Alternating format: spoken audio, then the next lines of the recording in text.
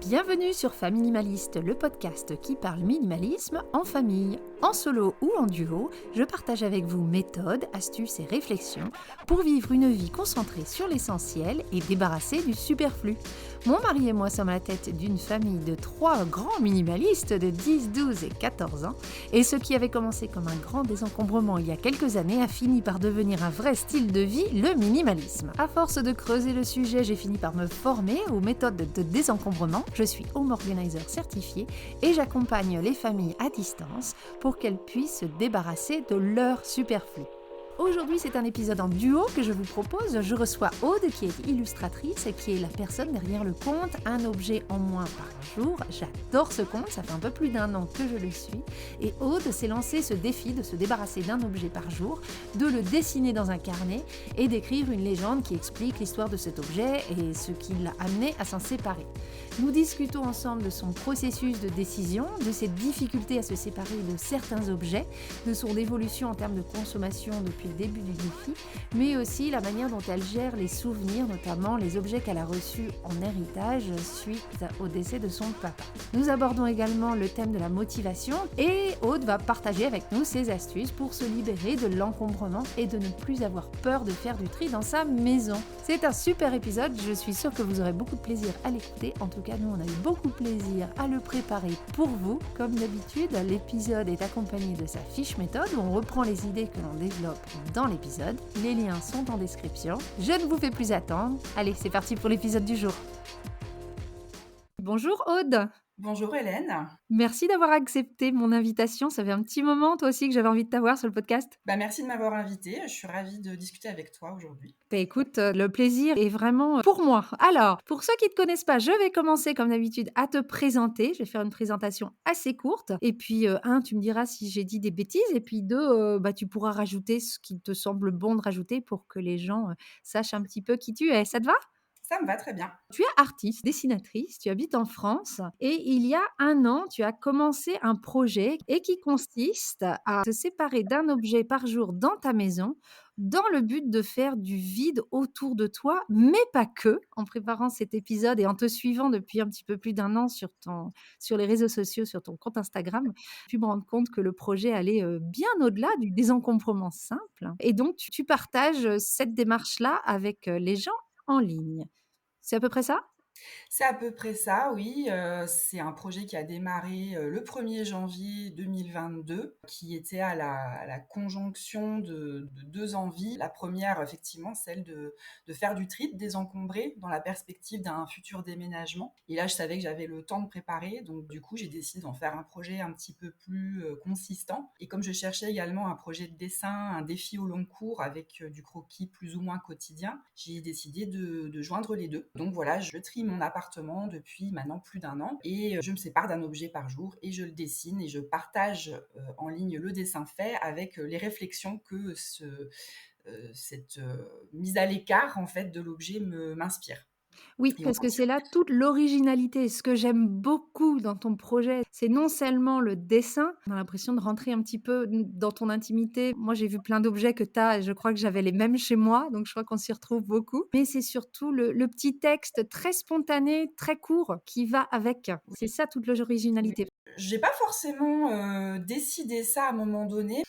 Déjà sur mon autre compte, où je partage des dessins qui n'ont rien à voir avec ce projet-là, j'ai toujours trouvé ça, intéressant d'expliquer les démarches et d'une manière générale dans la communauté des créateurs, visuels, il y a souvent cette pratique en fait aussi d'expliquer un peu ce qu'on fait. Et là du coup ça me paraissait naturel en fait de commenter, ce que j'allais, partager. Mais j'avais pas forcément une idée préconçue derrière, j'avais aucune idée de ce que ça allait, générer derrière comme leçon et c'est vrai qu'au bout du compte, il y a ce truc qui a la conjonction de l'intime et de l'universel, quoi. C'est mes trucs à moi, c'est les raisons pour lesquelles, à un moment donné, j'ai eu cet objet en ma possession. Mais Mmh. il y a beaucoup de cas où, effectivement, c'est des trucs que tout le monde a ou a eu à un moment donné. Et il s'est fait la même réflexion, quoi. C'est souvent, les gens ils me disent, ah, mais les câbles électriques, mais moi, pareil, j'en ai tellement, ça déborde, je Oui. sais pas comment faire. Bah voilà, ça, c'est un truc qui est partagé par tout le monde. Et du coup, ouais, c'est vrai que ça crée ce lien entre mon expérience personnelle et puis celle de beaucoup de gens au bout du compte. Donc c'est vrai que c'est intéressant, ouais. Mmh. Et comment tu décides de ce que tu vas écrire? C'est vraiment comme ça spontané? Et oui, c'est très spontané. Je fais le dessin et dans la foulée, j'écris le texte sur la page en face dans le carnet. Et derrière, je poste sur Insta. L'ensemble prend maximum une demi-heure, dessin et post compris, quoi. Sachant que souvent, ce que je fais, c'est que à un moment donné, je vais faire une petite récolte d'objets dont je veux me séparer. Et ça reste sur mon bureau pendant un certain temps et ça me laisse peut-être aussi le temps, sans forcément que j'en ai conscience, de réfléchir aussi au sujet. Et puis parfois, ça va très très vite parce qu'il n'y a pas vraiment grand-chose à dire sur l'objet. Et puis d'autres, bah, il y a plus de choses à dire parce que soit c'est un objet un peu emblématique et du coup, voilà, ça génère un commentaire qui peut parler à tout le monde, Mmh. soit c'est un truc qui me fait vraiment écho en moi personnellement parce que c'est très personnel, très intime. Et là, c'est un peu plus long. Donc est-ce que ça t'est déjà arrivé de mettre un truc sur ton bureau, mais en fait de le garder? Je crois pas que ça soit arrivé. Je sais pas Généralement, ta décision est faite, est prise, c'est la bonne et tu vas jusqu'au bout, quoi. voilà, une fois que j'ai mis l'objet sur la table, il est voué à partir, quoi. Ces jours sont comptés, c'est clair. D'accord, c'est l'antichambre. Et comment tu décides, toi, alors, de ce que tu gardes ou non? Parce que je pense que c'est ce qui intéresse, beaucoup de gens. C'est quoi ton processus? Alors, il y a plein de cas différents. Déjà, je fais un passage en revue assez systématique, pièce par pièce, placard par placard, tiroir par tiroir. Oui, catégorie par catégorie même, hein. Il y a des un peu comme Picasso à sa période bleue, toi, des fois, tu as ta période bijoux, après tu as eu ta période, Oui, bah, ustensiles de cuisine. ça, c'est lié, en fait, à l'endroit où sont rassemblés les objets dans mon appartement. Comme Ouais, je c'est suis ça. quelqu'un d'assez organisé à la base, Mmh. les objets de même catégorie ont plutôt tendance à se situer au même endroit. Donc forcément, il y a effectivement cet effet série-là, mais c'est pas forcément intentionnel, c'est plus lié, bah, voilà, à la configuration de mon appartement, en fait. Non, non, et c'est je te le dis en tant que professionnelle de l'organisation, ça se voit que tu es organisée rien qu'à travers tes carnets, hein. Ouais, je veux bien le croire, oui. Ça m'étonne pas. Et oui, et donc pour revenir au processus, bah, une fois que l'objet, enfin que je vois que je suis devant un tiroir ouvert et que je me dis: «Bon, bah, OK, qu'est-ce que je garde? Qu'est-ce que je garde pas?» Bon, il y a des choses qui vont assez vite, hein, tout ce qui est, doublon, triplon et autres quadruplons en Mmh. général, je me pose pas trop la question. Je vois très bien, lequel de ces objets-là j'utilise au quotidien. Puis les autres, bon, bah, ils dégagent, hein, c'est assez facile. Aussi des objets que je n'ai pas utilisés depuis, des mois, voire des années, voire même j'avais oublié que je les avais. Il n'y a pas de tergiversation, Tu te remets pas dans la nostalgie du truc? bah, tout dépend. Après, il y a des objets, voilà, très très quotidiens, très usuels, très, basiques pour lesquels enfin, j'ai pas d'affection spécifique, quoi, c'est Ouais. juste utile. Après ça le cas peut se poser si je trouve que l'objet est beau. J'ai quand même, un tropisme pour, l'esthétisme Oui. voilà, un objet de designer, je vais peut-être avoir un peu plus de difficulté à me dire: «Ouais, je m'en sers pas, ouais, mais quand même il est beau, quoi». Bah, d'ailleurs, c'est rigolo parce que c'est un peu le cas du dernier objet que j'ai viré là, qui finalement ne sert à rien. J'ai toujours pas compris à quoi ça servait. Puis même pendant longtemps, moi, je voulais m'en débarrasser, c'était mon ex qui ne voulait pas. Et puis finalement, bah, il me l'a laissé, mais c'est seulement maintenant que je le vide, que je le vire. Parce que Mmh. c'est quelque chose de joli visuellement, c'est pas désagréable à regarder. Mais voilà, fondamentalement, ça m'encombre et ça me sert à rien. Donc j'ai quand même fini par prendre la décision de le dégager. Donc voilà, ça peut être des freins, effectivement, mais je pense qu'on n'a pas tous les mêmes.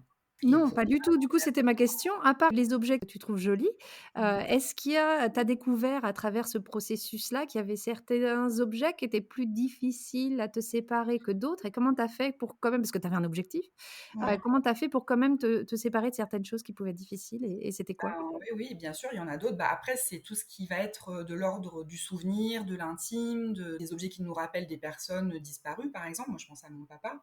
Donc voilà, dès qu'il y a quelque chose qui se rapporte à lui, bah, ça crée forcément une tension et un truc. On se dit, ah, bah oui, mais bon, c'était quand même, ça lui appartenait ou ça me rappelle quelque chose que j'ai vécu avec lui.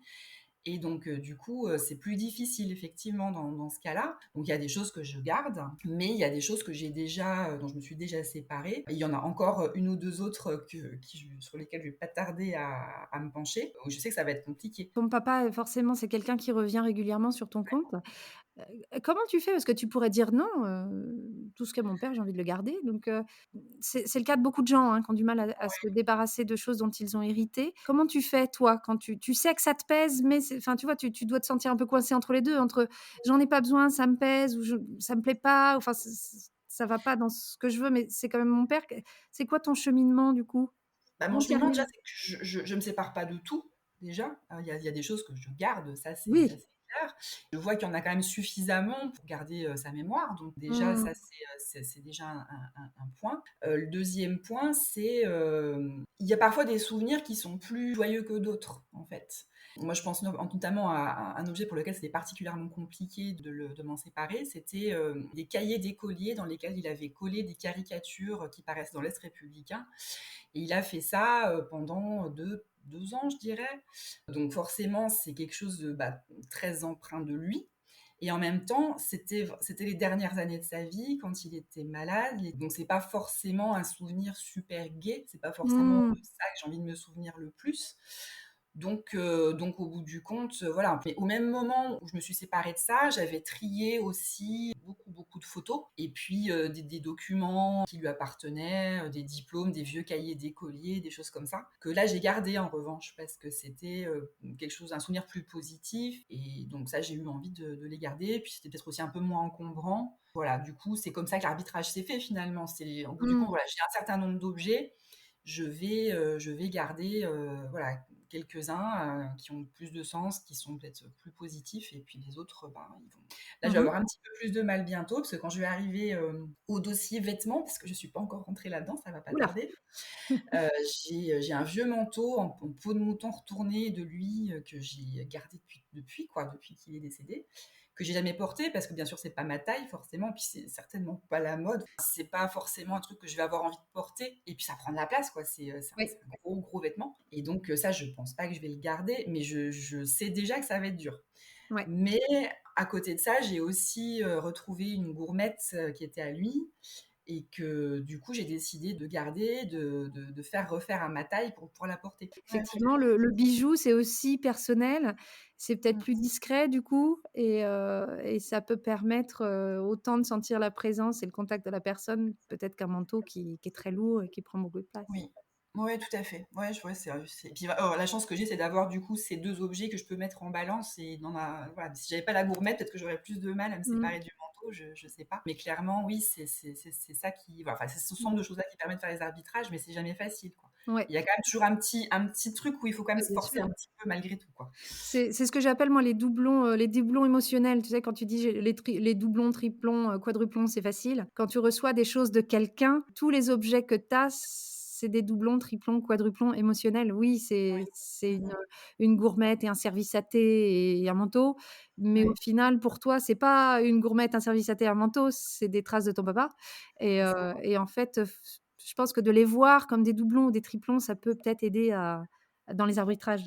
Oui, peut-être, oui. Oui, oui. Disons que la difficulté, c'est que l'objet, il sert de support au souvenir. C'est Et ça. la crainte, c'est à un moment donné, de perdre la mémoire de la personne, donc, ce qui est une croyance complètement erronée, hein. Il y a quand même ouais, une forme de Cette croyance. culpabilité quelque part Ouais.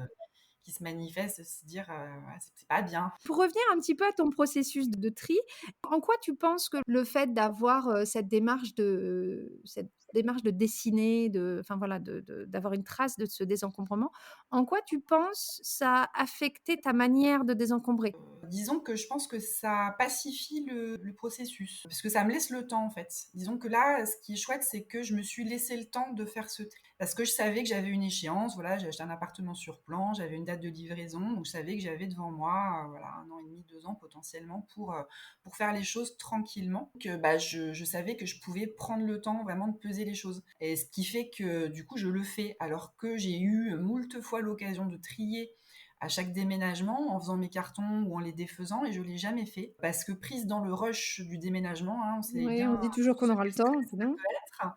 J'arrivais pas à me poser, à me dire là, faut que je fasse le tri. Là, typiquement, j'avais peur à ce moment-là de faire des erreurs, de regretter mes choix, tout ça, tout ça. Là, d'avoir de prendre ce temps, finalement, j'ai pas cette peur parce que je peux vraiment, voilà, me dire objet par objet, je vais vraiment peser le pour et le contre. Et derrière, du coup, voilà, j'ai pas d'angoisse, pas d'anxiété par rapport à ça.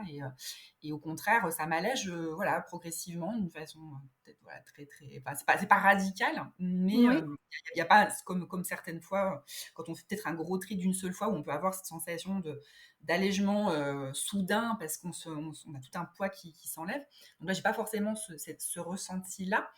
Mais en revanche, voilà, je suis en paix avec les décisions que je prends. C'est parfois un petit peu compliqué, mais je sais que j'ai le temps de la réflexion. C'est plus serein, Tu plus plus dans le posé. confort, en fait. Oui, c'est ça. Puis bah, dans la mesure où aussi c'est attaché à un projet artistique, je trouve pas le temps long, quoi, dans le sens Oui. où j'ai un peu aussi ce truc dans ma personnalité de la régularité et de tenir les choses sur le long terme. Et du coup, comme ça me correspond bien à moi, après, je sais pas si ça peut fonctionner avec tout le monde, hein, je pense que Oui, à bien chacun sûr. de voir en fonction de sa personnalité, mais moi, ça me correspond bien de fonctionner comme ça. Mais Et moi, ce que je trouve bien et ce ça peut être un outil sans être artiste en plus, je trouve que c'est intéressant. J'avais jamais pensé à ça avant que je rencontre ton compte et que je te parle à toi. Justement, quand on a des objets, particulièrement des objets sentimentaux, comme tu dis, l'objet, ça, c'est la porte d'accès aux souvenirs.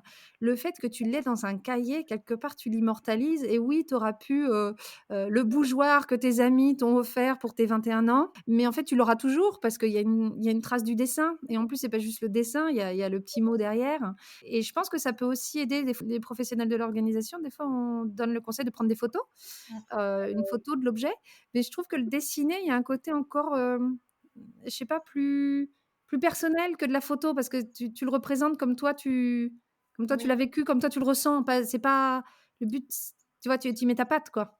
Oui, oui, c'est ça. Non, mais c'est très juste, hein, cette dimension de garder quand même une trace au travers du dessin. Clairement, c'est un plus, hein, dans la décision de se séparer de l'objet. Mmh. Parce que voilà, il reste toujours là et c'est sûr que c'est beaucoup moins encombrant d'avoir un petit carnet avec ses dessins ou potentiellement les photos, Oui, plutôt que l'objet lui-même, voilà, bien qui sûr. prend beaucoup plus de place.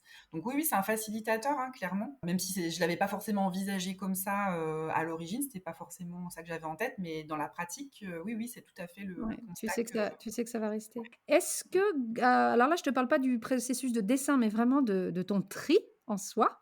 Est-ce que ça t'a permis de mettre le doigt sur ton rapport à certains objets ou ton rapport aux objets? Est-ce que tu t'es découverte un petit peu, certaines choses? J'ai clairement vu qu'il y avait des catégories qui se dessinaient, qui sont peut-être pas propres à moi, mais oui, en tout cas, il y a des réflexes comportementaux qui émergent, notamment ce truc où on a toujours peur de manquer, en fait, et où on se dit, bon, bah, ça peut toujours servir, donc je vais quand même le mettre de côté, on sait jamais, Mmh. voilà, il y a ce truc-là, mais ça, je pense que c'est assez universel, en fait. Oui, Euh, c'est plus ou moins prégnant chez certaines personnes. Moi, j'avoue, quand j'ai fait mon grand tri, la peur de manquer était totalement absente. C'est pas une peur qui me parle, mais c'est une peur qui est très courante. Alors moi, je sais pas ce que tu en penses, mais la peur de manquer, alors c'est rigolo parce que j'en parlais hier avec quelqu'un que je suis à distance et pour moi, la peur de manquer, ça va de main avec la peur du lendemain et est-ce qu'on est quelqu'un de plutôt optimiste? Que moi, par exemple, j'ai jamais eu peur de pas ramener à manger sur la table. J'ai confiance en ma capacité de générer, un revenu, en général, à ma capacité d'être heureuse, avec ou sans les objets. Donc du coup, j'ai pas cette peur de manquer parce que je me dis: «J'arriverai toujours à me débrouiller quoi qu'il arrive». Alors c'est peut-être très naïf. Moi, je vois ça positif. Il y a peut-être des gens qui voient ça naïf. Si on avait plus confiance en nous et dans le futur, est-ce qu'on aurait vraiment peur de manquer? Tu Ah, vois? je pense que oui, c'est possible. Je pense que ça dénote aussi un caractère anxieux de toute façon. C'est une forme d'anxiété. Donc, Mmh. oui, je pense que c'est probablement quelque chose qui est lié. Et peut-être aussi, c'est plus facile de faire un tri quand on est dans une période faste de sa vie où tout va bien, où les perspectives sont bonnes, plus confortables et donc on va peut-être avoir moins de freins. Et puis dans une période plus compliquée, ben, l'objet devient Un peut-être doudou, un quoi, on s'y support, accroche. quelque chose un réconfortant, quelque chose qui rassure. Mmh.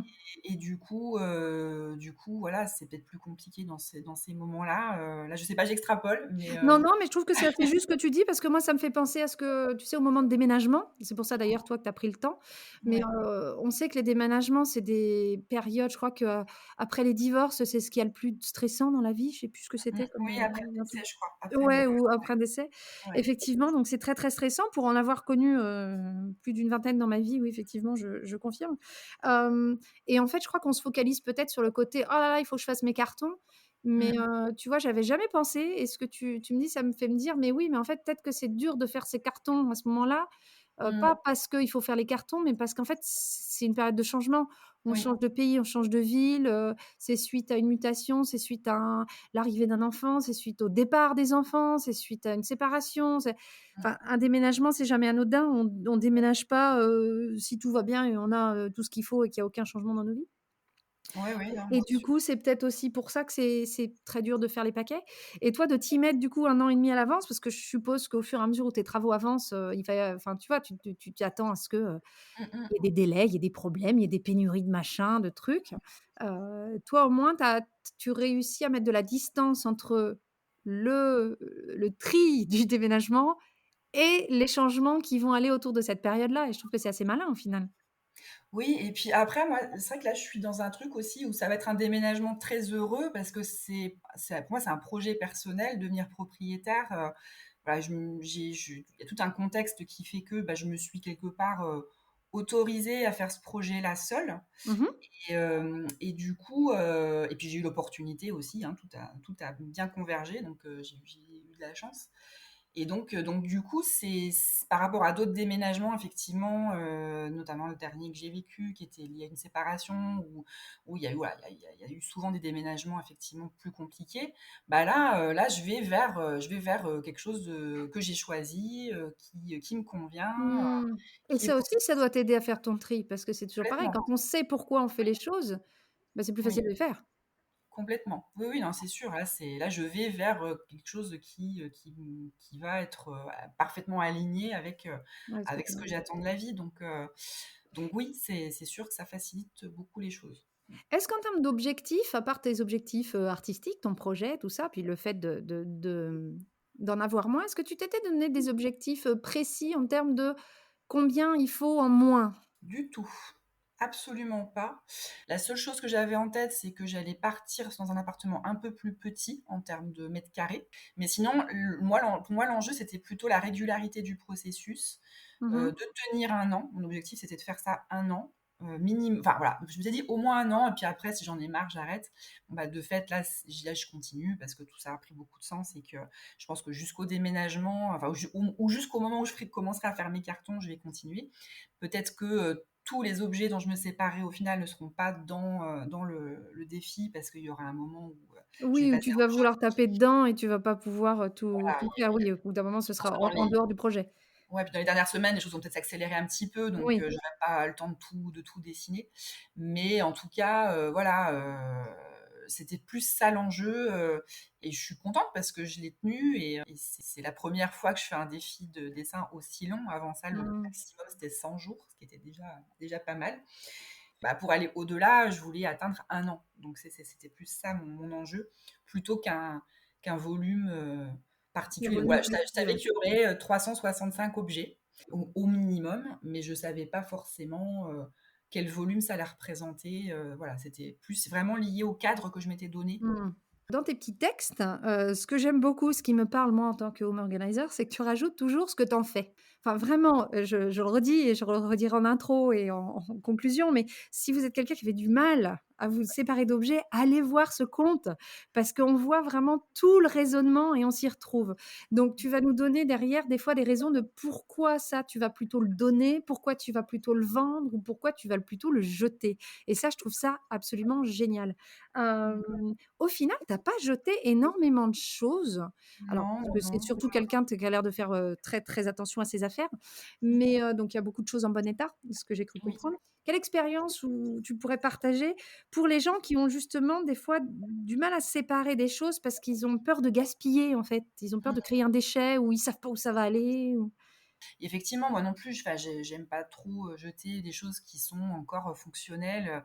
Bah, je me souviens notamment d'un truc qui m'avait fait rager en début de processus quand j'ai dû virer une box toute neuve qui m'avait été envoyée en doublon par mon opérateur téléphonique pendant le Covid et qu'ils ouais, ont jamais voulu récupérer et dont je pouvais strictement rien faire et que j'ai dû mettre au recyclage, mais j'étais vraiment mais colère quoi tu parce que fumasse. pas eu d'autre choix que de faire ça, alors que c'était un matériel électronique tout neuf, en Mmh. parfait état de fonctionnement. Donc bon, ça c'était la petite parenthèse. Mais sinon, oui, les choses que j'ai jetées, ça va être des choses vraiment hors d'usage, quoi. Genre des vêtements que j'ai tellement portés, tellement usés que, bah non, vraiment, là, c'est plus Oui, décent. personne en voudrait. puis je vais décemment pas les donner à quelqu'un, c'est pas possible, quoi. Ouais. Donc là, bah voilà, parfois petit pincement au cœur quand même, mais c'est quand même le plus raisonnable. Et puis j'ai viré beaucoup de paperasse aussi, des choses comme ça qui, bon, bah, Mmh. bien sûr, partent au rebut et on espère, on le sont recyclés. Mais Mmh. effectivement, pas tant de choses que ça que j'ai jetées, parce que beaucoup de choses effectivement en bon état, ce qui peut parfois être un frein d'ailleurs aussi au fait de s'en Ouais. séparer, parce qu'on dit, bah, c'est encore en bon état, c'est dommage. Ah oui, c'est vrai. Là, le don, c'est une bonne alternative parce que ça permet de se dire, bon, bah, ça aura une autre vie. Et la Euh, vente, est-ce que tu peux nous en parler? Parce que moi, je déconseille généralement la vente. Alors toi, c'est un processus, c'est au long cours, donc tu as le temps, toi, de vendre. Donc on est sur oui, autre alors, chose. j'en ai pas vendu tant que ça non plus parce que je pense que pour vendre un objet, il faut vraiment qu'il ait une valeur suffisante pour ça. Les objets dont je me suis séparée, il n'y en a pas eu tant que ça. Mmh mh.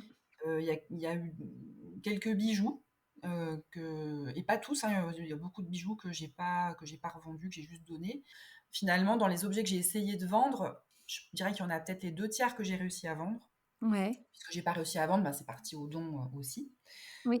Tu t'es Euh, pas entêtée dans la vente. Ça aussi, c'est un non, truc qu'on voit, on non. en fait, c'est un frein, c'est une bonne excuse pour garder les choses, quoi. On dit: «Non, Oui, non, ah mais bah, j'essaye, il en vend». non, non, mais c'est sûr. Bah oui, oui, c'est sûr que ça peut être un frein, mais voilà. Après, j'ai quand même, je pense, une bonne conscience de la valeur des choses. Mmh mh. Et je pense pas que je surestime la La valeur valeur des des choses dont choses. je me sépare, Puis on quoi. est d'accord, enfin, tu vas pouvoir confirmer, ça prend du temps de mettre en vente les choses. Complètement. Bah, de les envoyer, de répondre, enfin, oui, de les mettre en vente déjà, de répondre aux questions potentielles, d'expédier le colis. Mmh. Ouais, si, c'est chronophage, Oui, ça prend effectivement. du temps. Mais bon, ça, j'avais déjà fait cette expérience-là avant en essayant de revendre des vêtements sur Vinted. Mmh. Bon, je me suis vite dit, oulala, mais est-ce que le temps que ça me prend vaut vraiment la valeur que je vais gagner derrière? Mais Bon, alors là, mais je te rejoins à 100. Je dis toujours ça prend à peu près, enfin dans mon expérience à moi, ça prend à peu près 1 heure en ouais, tout. Entre, ouais, la photo, la mise en ligne, la réponse aux questions et ensuite, s'arranger pour le faire livrer ou que la personne vienne le chercher en fonction. En ouais. tout, c'est 1 heure de ton temps, quoi. Donc est-ce que 1 heure de ton temps, ça vaut 5 balles? Non, voilà, c'est ça. Non, mais voilà, moi ça fait du sens si, par exemple, c'est une grosse pièce, un manteau, une paire de bottes très peu Oui, parce portées, qu'en plus, on te fait de la place, c'est pas juste pour les sous. voilà. Et puis là, c'est des objets qui coûtent cher quand même, Oui. neufs.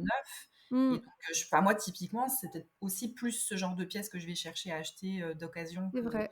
qu'un t-shirt lambda ou un jean ou voilà. Donc non, effectivement, des vêtements en plus qui viennent de marques de grand public. Bon, c'est pas, ça Oui, vaut pas trois trop trois la francs pour une jupe H&M, c'est peut-être pas peine. le Ouais, non, ça vaut peut-être pas le coup. non, c'est Alors sûr, moi, j'ai une c'est sûr. question qui est pas sur le tri, mais qui est sur du coup, sur ton rapport aux objets. Est-ce que Mmh. tu as le droit de dire non, hein, tu es pas obligé de prêcher pour ma paroisse. Est-ce que tu as trouvé que depuis 1 an et demi, ta consommation a changé? Moi, j'ai trouvé, nous, ça nous l'a fait, mais après on l'a fait en un coup. Donc c'est peut-être pour ça. On a été confrontés à tous nos objets cassés, abîmés, puis forcément avec des enfants, il y en a beaucoup plus. Mais j'ai été confrontée à notre gaspillage de manière assez, moi, ça m'a sauté à la figure. Je me suis pris une grosse claque et du coup, je n'ai plus acheté pareil après parce que je me disais: «Waouh, en fait, j'achète des futurs déchets». Est-ce que toi, ça a changé ou pas trop? Ça a changé plus dans la réflexion que dans la pratique. Aussi parce que j'ai moins acheté ces derniers temps, aussi parce que dans la perspective d'un déménagement, d'un futur emménagement, je me suis retenue. Donc ça c'est une première chose. La deuxième, c'est que si effectivement je me suis fait la réflexion pour un certain nombre de choses, il valait peut-être mieux en acheter moins, mais de meilleure qualité, Mmh. euh, pour que ça dure aussi, quoi. C'est clairement des choses qui vont évoluer à l'avenir dans mes choix de consommation pour tout ce qui est notamment vestimentaire, Mmh. ameublement, aménagement. Est-ce que tu dirais que là, alors je crois que tu en es à, je sais plus, tu es à 300 objets, non, c'est ça? Je suis à plus de 400, là, Ouais, 420. 34, pardon. Est-ce que ça se voit qu'il y en a moins ou c'était pratiquement principalement quand même des trucs qui étaient dans les tiroirs? Non, ça se voit pas des masses. Et puis du coup, j'ai un peu vu le volume aussi là parce que j'ai un endroit où c'est stocké et j'ai pas encore eu la possibilité de les emmener. Alors c'est Mmh. pas du tout un frein ou un moyen de les garder, hein. Je veux Oui, clairement oui. que ça parte. Mais du coup, c'est intéressant parce que je vois le volume que ça représente. Mmh. Et je dirais que ce qui est là dans les objets que je vais donner à l'association, c'est pas énorme. C'est peut-être Mmh. allez, 2 mètres cubes max. C'est des petits objets et c'est ça que j'ai bien aimé aussi dans ta démarche parce que c'est du désencombrement au long cours et c'est les petites choses et on se rend compte à quel point les petites choses C'est ça qui met du temps, c'est ça qui est casse-pied, c'est tout autant de décisions. En fait, c'est pas 400 objets dont tu t'es séparé, c'est 400 décisions que tu as dû prendre. Oui, tout à fait. Et ça, c'est dur quand tu les fais d'un coup. Donc peut-être que pour les gens qui ont du mal à la prise de décision, à avoir une démarche comme la tienne, après tu es pas obligé de faire un objet par jour, tu peux peut-être en faire 2 par jour si tu veux que ça aille plus vite, si tu veux, sans Oui. mais c'est autant de décisions, quoi. Ouais, tout à fait. À chaque fois, c'est une décision et Bah, c'est pour même moi 2 parce que c'est est-ce que je garde et après qu'est-ce que j'en fais? oui, tout à fait. Bon après Mmh. ça le réflexe est vite pris, donc ça prend pas trop de temps, hein, ça heureusement. Ouais. Ouais, pour revenir à la question d'avant, même si ça se voit pas forcément à l'œil nu, en revanche, quand j'ouvre un tiroir, je vois plus clairement ce qu'il y a dedans quand même. Mmh. Parce qu'il y a moins de choses dedans, donc Bah, oui. forcément, je vais plus vite, à l'essentiel, quoi. C'est Alors plus facile. dans le jargon, c'est ce qu'on appelle du désordre rampant et non du désordre flagrant. Le rampant, c'est ce qui est dans les couloirs, dans les tiroirs et dans les placards. Le flagrant, c'est ce qu'il y a par terre, les Legos sur lesquels on marche. Quelle est la suite du projet? Tu penses que donc tu as dit jusqu'à ton déménagement a priori, ou en tout cas peut-être jusqu'au gros tri de masse que tu devras peut-être faire parce qu'au bout d'un moment, il faut faire les cartons et voilà. Ce sera la fin du projet? Il va continuer, d'une autre manière ou tu vas passer complètement à autre chose? C'est quoi la suite pour toi? Je suis pas encore tout à fait sûre parce que j'ai beaucoup de projets en tête, et peu de temps pour tout faire, hein, parce que, bah, voilà, j'ai ça, je dessine, je suis artiste, mais je suis aussi un travail, alimentaire donc il faut voilà, j'ai pas forcément le temps de faire tout ce que je voudrais, donc j'ai aussi envie de consacrer du temps à d'autres projets. Je me suis demandé si j'allais pas faire la démarche inverse, c'est-à-dire, à partir du moment où j'emménage et où j'aménage mon appartement, de voir bah, qu'est-ce que je vais du coup faire rentrer dans mon futur appart ou les choses que je vais changer, renouveler. Je pense que je changerai certainement le cadre et la contrainte. Ce sera certainement pas quotidien parce que bah, je vais pas faire rentrer un objet en main par jour après avoir Mais non, galéré on à en faire repart. sortir un par jour. Et peut-être formellement quelque chose de plus fouillé parce que c'est vrai que là, en termes de création, je me suis pas pris la tête. Comme je voulais être capable de tenir un an, j'ai vraiment dessiné le plus souvent à l'arrache. De temps en temps, j'ai pris un Mais peu alors, plus. tu dis à l'arrache, mais vraiment encore, aller sur le son compte Instagram, parce que ça a de la gueule ce que tu fais, quoi. Excuse-moi du mot, mais comme je te l'avais dit quand on a préparé l'épisode, moi, toute ta série sur tes bijoux, mais je la trouvais à tomber. En soi, les dessins, je les trouve trop beaux à regarder, quoi. Et après, il y a des objets que j'ai pris plus de soin à dessiner que d'autres, déjà parce qu'esthétiquement, je les trouvais jolis. Donc, Mmh. forcément, j'ai plus envie de chiader mon dessin quand je Ouais. trouve beau l'objet. Et puis après, ça dépendait aussi du temps que j'avais devant moi. Hein. Quand Non, je mais faisais ça fait carnet de voyage et quelque part, c'est un peu ça, c'est ton voyage vers ton ton nouvel appartement. ouais, c'est des étapes en quelque sorte. Ouais, Ouais. on peut le voir comme ça. C'est vrai que Allez. bon, ce qui fait aussi peut-être l'intérêt visuel, c'est que c'est hyper régulier. La contrainte que je me suis mise fait que l'effet d'ensemble, du coup, impressionne. Comme il y a plus de 400 objets dont je me suis séparée, mais parfois il y a plusieurs objets par dessin. Donc il y Mmh. en a à peu près 170 aujourd'hui, un peu plus. Bah, du coup, oui, ça fait quand même une masse de dessins cohérents Oui. visuellement. Donc ça donne, c'est ça qui donne aussi la valeur artistique à la démarche. Moi, qui suis assez perfectionniste, j'ai un peu fait violence parce que si je suivais mon penchant naturel, j'y serais jamais arrivée. Et je Mais pense ce que qui est bien, c'est que du coup, vu que c'est des trucs du quotidien, que des fois tu rentres pas dans les détails, moi je pense que c'est aussi pour ça que j'arrive, en tout cas moi, à plaquer mon imaginaire dessus. Et oui, j'arrive à voir quand tu mets un cadre, ça me rappelle un cadre que j'avais moi. Quand tu mets parce qu'on a à peu près le même âge, donc il y a plein de trucs qui me rappelaient quand tu parles de telle époque de ta vie. Enfin, il y a ouais, certains bijoux que tu as mis, on pourrait le dater au carbone 14. Tu fais, oula, ça c'est entre 2002 et 2006, quoi, tu vois. ouais, je vois. Et le fait qu'il y ait pas tant de détails que ça, on se met dans la peau de: «Oh, mais ça aussi j'ai, qu'est-ce qui se passerait moi dans ma tête si je devais m'en séparer?» Un Donc effet je sais que c'est pas pour ça que tu as fait le projet, mais c'est l'effet en tout cas moi avec mon biais professionnel que ça a fait. bah, c'est chouette, si c'est le cas, c'est cool. Ouais, non, c'est top. Enfin, vraiment, je suis tellement, tellement fan. On arrive doucement à la fin de l'épisode. Est-ce que tu aurais des conseils à donner aux gens qui ont peur de se séparer des choses, qui ont Moi, l'expérience que je fais m'amène à dire il y a un temps pour tout. Je me suis longtemps dit qu'il fallait que je fasse un tri. Et puis, c'est un contexte de vie, des circonstances qui m'ont amené à réussir à le faire. Je pense que parfois, on est dans un contexte de vie où on n'a juste pas la tête à ça. Faut pas culpabiliser outre mesure. Il y aura un moment où ça sera soit tellement urgent que bah, on n'aura pas le choix, il faudra passer à l'action. Ou alors, on sera beaucoup plus serein et on pourra plus facilement se résoudre à le faire. Après, de se dire, il n'y a pas de conséquences en fait Je pense qu'on a des croyances qui sont ancrées, qui nous donnent l'impression que si on se sépare de quelque chose, il va y avoir des conséquences. Notamment, voilà, on risque à un moment donné de manquer de cet objet dont on s'est séparé. Alors, je dis pas que ça arrive jamais, mais à mon avis, ça doit arriver une fois sur 1000, quoi. C'est pas suffisant pour s'empêcher de faire le tri. Et il se passera rien, quoi. Une fois que l'objet il sera plus dans nos tiroirs, il va pas y avoir de conséquences négatives sur notre vie. Et très probablement, on va l'oublier. D'ailleurs, je pense qu'il y a un truc qui peut être intéressant à faire, c'est de prendre l'objet dont on n'est pas certain et le mettre de côté. Voilà, dans un carton, dans un sac, quelque chose de fermé, où on n'a pas accès au quotidien. Si quelques mois après, on se souvient pas ce qu'il y a dans cette boîte, il n'y a pas de regret à avoir, quoi. Ouais, Je pense c'est que c'est un une peu le ce qu'on fait des fois, les gens le font naturellement avec leurs enfants quand ils voient que: «Oh, mais ça, ils jouent jamais avec», mais s'ils voient que je le prends, ça va être la peut-être qu'il ouais. me le réclamera, on dit: «Bah, tu sais quoi? Enlève-le, mets-le Mmh. loin et puis Ouais. s'il te l'a pas demandé dans 2 mois, c'est bon, tu peux donner». Donc c'est un peu le même, principe. Ouais, c'est ça. Ouais, tout à fait. Ouais, Excellent, ouais. tu finis très fort. Merci pour ces 2 grands conseils. C'est très, très bien. Si on veut te découvrir, voir tes dessins, voir ce que tu fais, alors je mettrai tout en description, mais est-ce que tu peux nous donner, tes réseaux sociaux? Oui, alors, bah, donc le compte sur lequel suivre ce projet, c'est, un objet en moins par jour et mon autre compte avec mes autres dessins qui n'ont rien à voir, c'est, dadouchka.art. Voilà. Tadouchka.art. Je mettrai tout de toute façon en description. Merci Aude. Je pourrais t'écouter parler pendant des heures. Je trouve que c'est fascinant ce que tu fais. Je trouve que tu as une analyse et un recul sur ce que tu fais qui est hyper intéressant.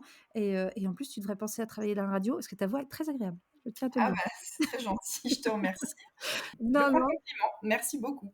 il y a pas de souci et puis on a hâte de voir, la fin de ce projet-là et puis de voir quelle forme ton prochain projet prendra et on te souhaite surtout un très bon, courage pour ton déménagement et une très belle vie dans ton nouvel appartement. Bah, merci beaucoup et puis merci de m'avoir invitée, c'était un plaisir de discuter avec toi et de parler de tout ça Merci à toi. voilà. Merci encore. Au revoir Aude.